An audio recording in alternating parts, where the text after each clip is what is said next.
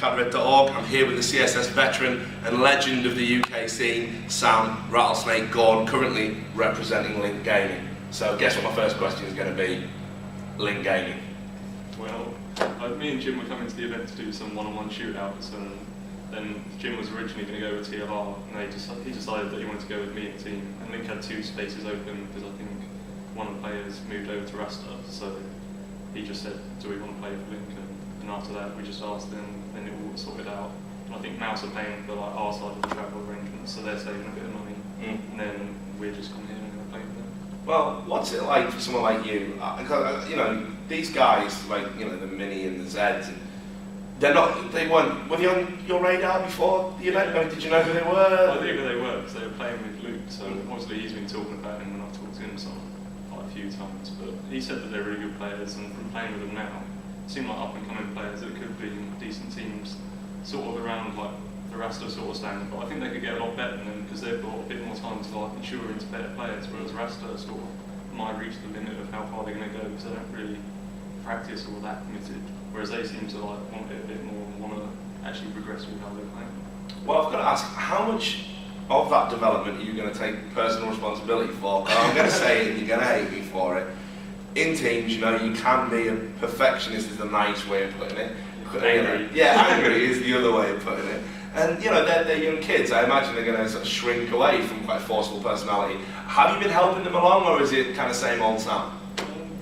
I've only showed them a few things really. I mean, before games we've gone over a few strats and stuff, but I've tried to calm down on the anger side, so I don't expect too much of them. But, I mean, our next game against VeryGames, which you'll probably come on to, I mean, obviously, but I mean, in that game we're just hoping to get as many rounds as possible, really, and then if we can end up beating them, great, but I mean, it was going to be a hard task, really.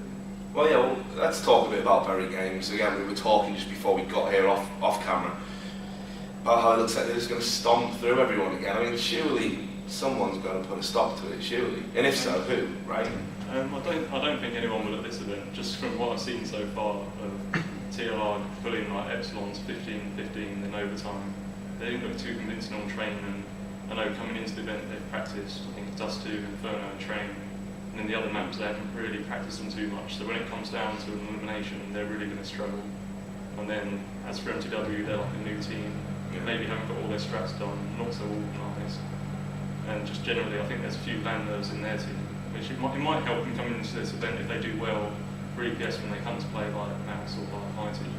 But on the other side of it, they might decide after this event that they're not as confident as they were online beforehand coming into the event when they were winning a lot of the time. I think time's going to tell on that. And just generally Seacrest not being here, and then also the Virus team. I mean, I think them 2 teams would have posed a bit more challenge because they're more organised, more structured, played together for a longer amount of time. And just generally, I just think VG, they've just got all the talent in the players, got all the experience now, and they're just the only team that's organised, been together for a successful amount of time. And just it's going to be difficult for anyone to take them off that sort of podium now, unless the team stays together for a long time. But even in Epsilon, like they originally said that we reached our contract, but actually they reached their contract with us. Yeah. Well, I saw there was a dispute about that. I wasn't going to get round to that. I know you were pretty peeved with the way it all kind of came out. I mean, no surprise there that you'd be peeved, but what was the real story? They tried to get in their contract saying that we couldn't say anything about it, and originally I said that, and that was just retarded because basically they were trying to silence us from saying anything when they went back on the agreement. But it had written in there that if we were a top 3 team on Cadre rankings, we get paid, or like the contract would be renegotiated. No wonder people take the top 10 so serious, Christ. Yeah, there you go. But I mean, people don't think it's that big. But then I knew that we could be a top 3 team, and then when we got in the top 3, he said that we weren't practicing enough, and I said, well, obviously I'm doing my exams at the time, so I couldn't play that much. But we were still going to events, 30p, came second, hadn't played that much, and it was fine. And then when we got back, then they carried on to try to take the 40% prize money. Because they were taking 40% from my contract, because then the agreement was that they'd take 40% of the prize money. But then 40%? I mean, you've been in a lot of organisations where there's obviously been this kind of club. Is that the highest you've ever? Yeah, that's the highest I've ever had. And we accepted it on the sort of basis that they would then turn around and pay us a salary. So like, we get a salary knowing full well that the prize money source at the moment wasn't that great. but then like, we'd be getting paid for it, so it'd be okay, and we didn't mind about the prize money. But then for them to try and take the prize money, when it was like, I mean, 30p eventually, like, I think a lot of the money sent to me so we could sort it out. Apparently, so I didn't take as much. But just, then basically me and Jim started looking for another team because the whole time we were trying to talk to like Slick, who's like the Epsilon manager, it just didn't get sorted out really. And then you found yourself in mouse sports. Yeah. What's it like being in a German team for someone that's, you know, I mean, come on, you've been around the block, Yeah. you've been in CGS, you've been in 1.6 teams, you know, I won't bring up some of the Dignitas days, I'm sure you've got some stories about that as well, but you know, you've had the best of the CSS world, and now you're in mouse sports. Where does it rank? I think it's pretty much the second best from CGS, because, I mean, Dignitas was great, but they couldn't offer us the same things that I think mouse sports can now. I mean, they might be up there now as an organisation, but still, mouse in the CSS scene, they can offer us a salary. I can't say how much it is, but it's reasonable enough at the moment to make sure that I could not make a living out of it, but it's enough to make sure that I'll actually want to play a bit more. And you'll probably see from me and Jim that we're playing a bit better because we've been playing a lot more Counter-Strike. I think I'm on like 70 hours of Counter-Strike in like 2 weeks, which hasn't been for a while. The first time since CGS, yeah, probably, yeah, since then. But just when they've sorted out our hotels and stuff, they've just bank transferred us the money. So me and Jim are staying in the Premier Inn rather than Power Gaming. I think we stayed in like a hostel where I think we had a room like it was literally from me to you standing here, and that was it. We had bunk beds both sides. We had Dan sleeping in the middle. Just stuff like that's happened over the years in all the UK organisations, and it's like you don't expect it to be amazing, but you just expect some basic like travel or something like that rather than hostels. And I just think from like the perspective of a UK player, if we could have a German organisation that picked up a UK team, I think the scene would just progress like massively because everyone would have a goal to join that top team and have like motivation to try and get into it, rather than all the players are just thinking like, oh, we could play loads for this LAN event, but then they're all fearful of then the VeryGames. Yeah. You go to the event, you don't win, and then like you don't win any money, and you're spending sort of your own money on food and travel sometimes because literally the organisation just doesn't pay out. And then also for myself, I can go into like detail with the prize money from like ESL. I think I'm owed like £3,000 in prize money, and it's like when you're not getting paid a salary, it's like I've actually spent more money than I've got back in the last 2 years from travelling to events sometimes. No, so it's just like it's you know, it's one of those things. I mean, do you think there's maybe, you know, you have to sort of pay a penance? Esports is still kind of a young and fledgling industry, and some titles are way ahead of others, streets ahead, and others not. And you think like maybe Counter-Strike or some version of Counter-Strike is maybe going to get to that sort of promised land? I mean, I think it's got to die at 1.6. I think in the next year, 2 years, IEM is going to pick up Source. I mean, I can't say exactly when, but they will at some point. 1.6, it's not dead yet, but it will slowly die. It's got to. I mean, the graphics and like the processors and stuff, there's no point even showcasing it in the 1.6 segment. So they're going to move on to either the CSGO or IEM and CS Source. And at that point, then like, I think a few 1.6 players will come over, and I think they'll make the actual scene a lot better than it is at the moment. A lot more professional. And just one thing that I've like, wanted to see is like ESWC tournaments like that. Like when you come to an event like this, just BYCs all the time. I just don't find it very competitive. It's a bit unfair. you've never liked BYOC, have you? No, they don't really appeal to me because I come to this event, like I've been saving my money for uni and spending it on that rather than my computer. Then I've got like 300 FPS.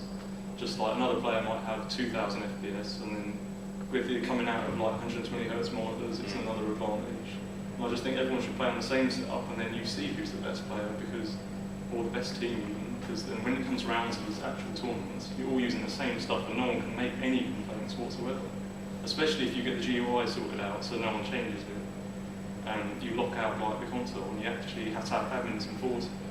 I mean, there's so many bugs in Source that I like even know myself now.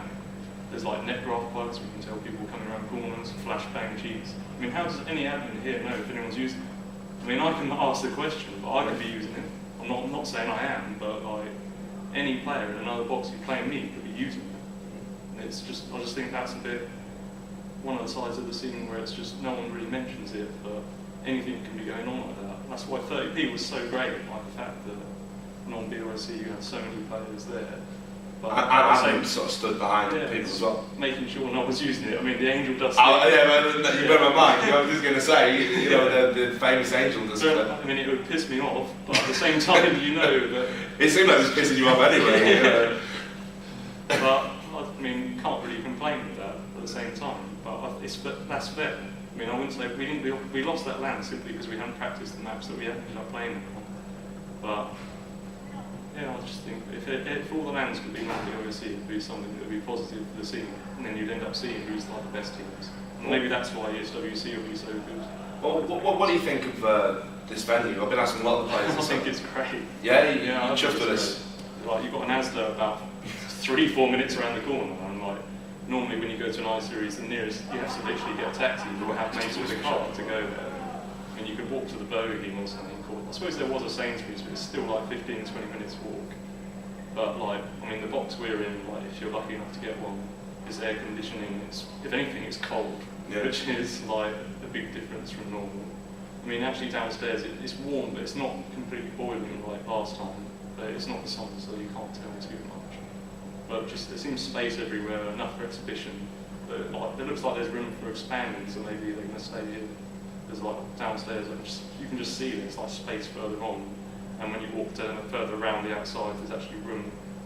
Like there's extra new places that you can see they're actually building at the moment where you could have more. Yeah, I've been telling everyone, it's like when you go abroad and it's like one of those hotels, you know, they've shown you half of it on the brochure and the other half's being built. So. But I'll come with the final question. What are you hoping to achieve most of all, you know, with this team? Because you said you don't expect much. But again, I can't really believe that about you. So I'm hoping to get a top 3. I think like if we get a top 3, I'd be really happy. Sort of, obviously playing VeryGames next, beat them, great. But if we don't, then if we get into the lower bracket and we have to play an MTW or Epsilon, I think that's our aim, to beat one of them 2 teams.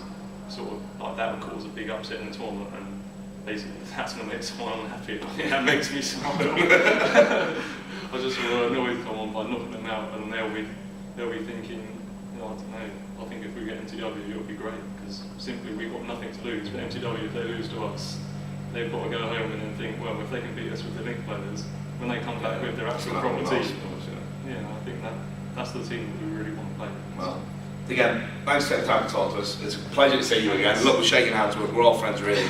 And also as well, you know, cheer up, man. I mean, like, you're going to look back in these days and laugh when you're solicitor or something with your wig. So. All the people out there, there's the thoughts of Sam RattlesnK Gawn. Do stay tuned to the cadre.org website. We're going to have more video interviews and more coverage from i43 here at the Telford International Centre.